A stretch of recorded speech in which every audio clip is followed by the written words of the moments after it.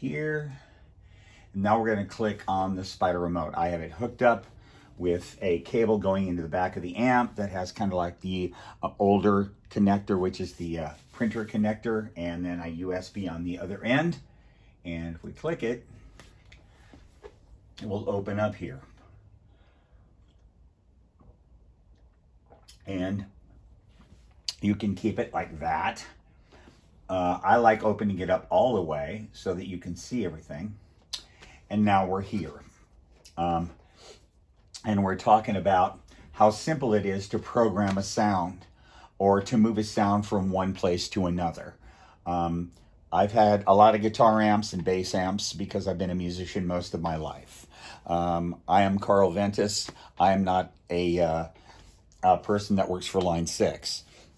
I decided to get this new amp because it had a good interface, something simple to change patches. My amp before this one was a Line 6 Flex Tone 3, and with it came this, which is the short board, and this is the heavy duty metal one. This isn't the new one.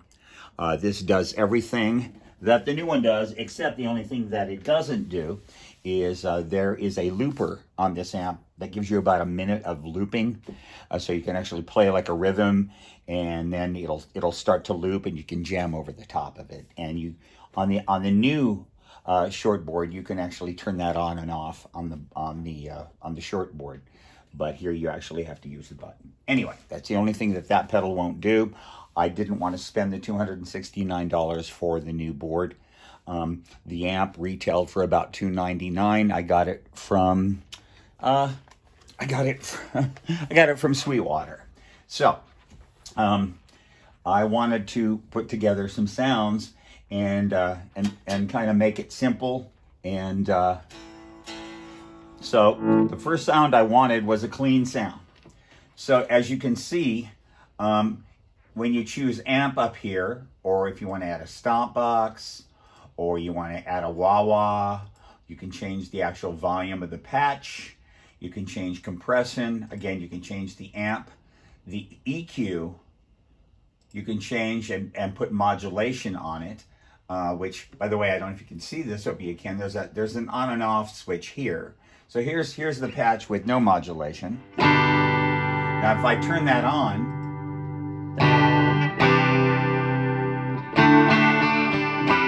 adds a little bit of chorus to it. You can assign stuff to your pedal if you'd like to. This is chosen, but for this particular patch, I did not want any modulation, so I just turned that off.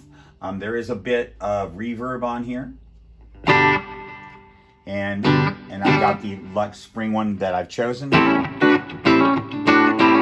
You can change all of this very simply. Let's say I didn't want that much reverb. You can hear the little slap back. Let's say I wanted to turn it down in the mix so it's there but not quite as loud.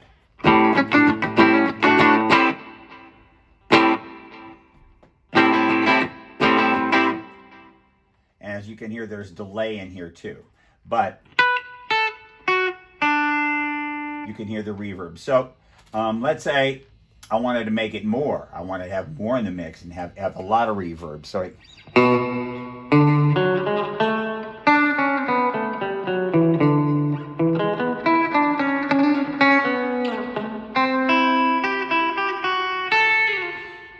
that's quite a bit. So I don't really want that much.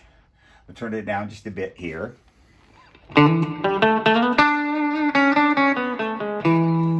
Maybe just a little bit more. Okay, so let's say I'm satisfied with that amount of reverb. I'm going to turn down just a bit more here. Okay, let's say I'm satisfied with it. All I have to do to save the patch, and it saves it directly to the amp as well, is go save, and boom, the patch is saved. They have a little box that comes up that says you're about to change the parameter of the patch that you have, and it warns you. I took that off. So now this particular patch also has delay. There's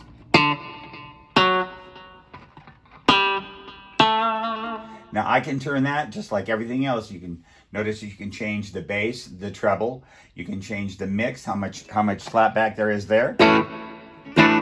Also, there's all these different kinds of digital delays. There's analog, all of these to choose from, okay? All of these delays. You can choose from any one of them. There's a ping pong delay if you so choose. I just chose that now.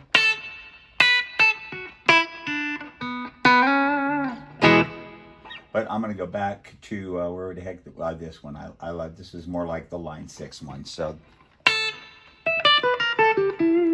and I turned it down in the mix. If I want it a little bit more, all I got to do is add it. And it's almost a little bit too much. This was going to be just a regular rhythm patch. A little bit too much there as far as digital delay. You can turn it up and down the mix. You can change the note value. Actually, what the delay is doing itself. This is for shorter. That sounds pretty good. So let's say I like that. All I have to do again is hit save, and boom, it is saved. Also, so let's say there's a patch that's further down or on these on the second bank, and you want to move it around. For instance, I'm going to choose my Johnny Cash Doors patch. This I created so we would get. Okay?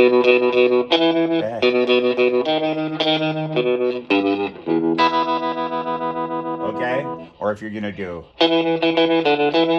like Riders on the Storm. Let's say, and yeah, you can hear the modulation. Also, there's a gate. If you want to put a gate on it, you can go here.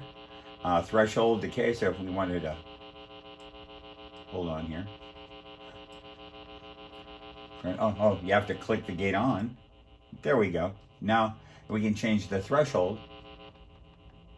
Now there's a gate on the actual patch. So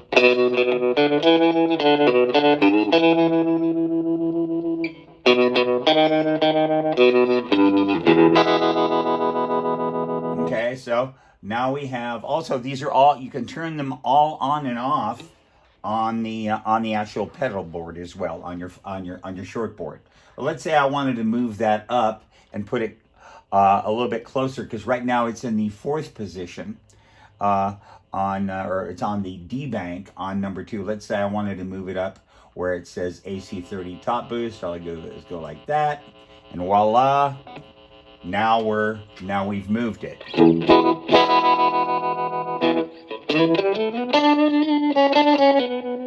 Okay, let's go back here, and now if I wanted to go to the next patch down there, we have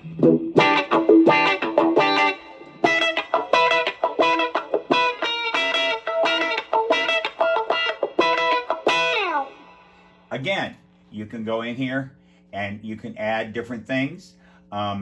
You can again change the amp, whatever amp you want. Again, change the EQ, the volume. There's a synth patch in here. So these little synths, if you wanted to add synths to it, we could. It actually has a little bit of synth in there.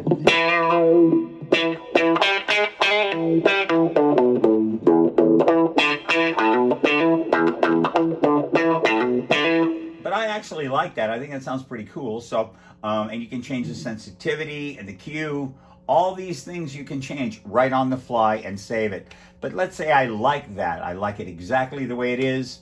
And again, I've moved the position. So now if I hit save, it writes it to the app, which is the Spider remote. It also writes it to my foot pedal. So there you go. And you can also use the wah-wah on the foot pedal to use if you don't want an auto wah. There's my Johnny Cash patch. There's my top 30 patch. Right there. Now we're on the AC30. Down just a hair here. And yeah, some of these I need to put, that could use a gate. So let's go to the gate and put one on it. Okay, turn it on. Boom. And now we don't have a bunch of noise. So when I go, let me see here.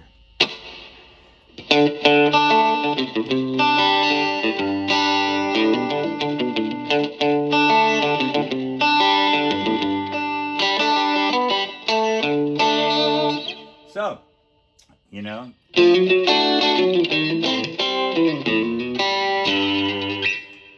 So there you go, a little tutorial on using the Spider 5 remote. Hang in there, have a good time. There'll be more. I'm kind of new at doing this, so if it's a little strange and not the perfect produced one, I apologize ahead of time.